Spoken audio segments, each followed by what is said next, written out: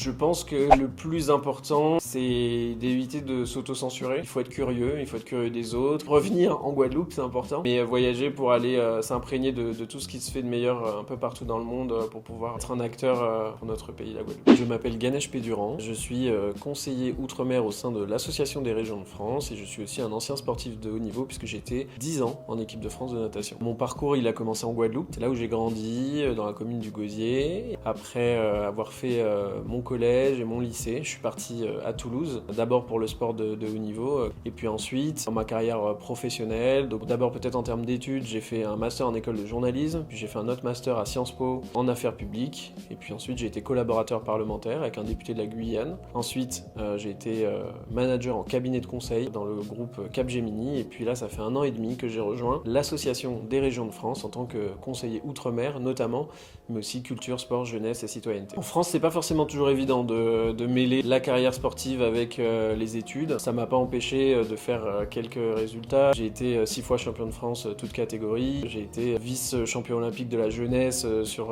le 4 x 100 mètres 4 nages et puis j'ai été 3e au championnat d'Europe junior. Ça a été possible, mais c'est vrai que ça a été quand même pas évident à construire sur le temps long. Ce qui m'anime aujourd'hui, c'est vraiment de réussir à mélanger toutes les choses qui me passionnent. À la fois être conseiller outre-mer, de pouvoir mêler à ça le sujet sportif, culturel aussi, qui est vraiment un enjeu pour moi. Aujourd'hui, il y a un vrai enjeu à ce qu'on puisse valoriser l'identité culturelle de la Guadeloupe, des Antilles et des Outre-mer. Donc j'arrive un peu à mêler tout ça. En plus, j'ai le volet jeunesse aussi. Donc ça me permet de combiner en fait toutes les choses qui font sens pour moi et qui me permettent d'être vraiment aligné personnellement. Alors mon métier en tant que conseiller Outre-mer, culture, sport et jeunesse au sein de l'Association des régions de France, c'est principalement de défendre les intérêts des régions sur la culture, le sport, la jeunesse, et puis spécifiquement pour les régions et collectivités des Outre-mer sur tous les sujets qui sont extrêmement spécifiques aux Outre-mer. Donc qu'est-ce que ça veut dire ? Ça veut dire que quand il y a un sujet qui va concerner les Outre-mer, par exemple moi je travaille en ce moment sur la continuité territoriale des sportifs ultramarins qui aujourd'hui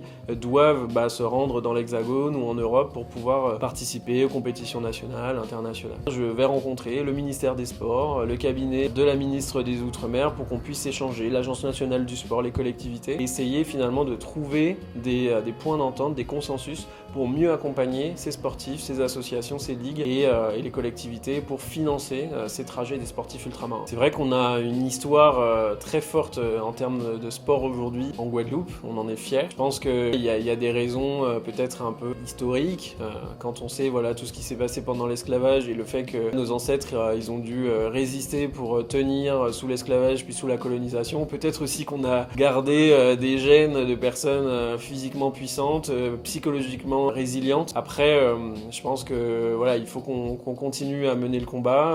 Je le disais tout à l'heure, pour que les sportifs puissent voyager à travers le monde et être performants nationalement, internationalement. Et puis qu'on ait aussi, par exemple, des infrastructures à la hauteur des besoins, qu'on puisse avoir des formations aussi pour tout le secteur sportif pour s'adapter à toutes les nouvelles technologies qui rentrent un peu sur le marché du sport. Aujourd'hui, la chose qui me rend le plus fier, elle est assez récente. J'ai une association qui valorise l'identité culturelle des Antilles qui s'appelle Doubout et qui a mené avec Isaura Tibus, championne du monde d'escrime, un projet en commun, un projet éducatif qui s'appelle Essentiel, qui vise à accompagner 25 jeunes filles de 11 à 17 ans pour leur permettre d'ouvrir leurs horizons à travers le sport, à travers la culture, à travers aussi tout un tas de masterclass sur des sujets comme la santé mentale, comme l'éducation menstruelle, comme l'estime de soi, le leadership, etc. Toutes ces choses aujourd'hui qui leur permettront demain de ne pas s'auto-censurer pour devenir de grandes femmes. Et il se clôturera le 17 janvier au Memorial Lac avec une grande cérémonie de clôture pour ces jeunes filles,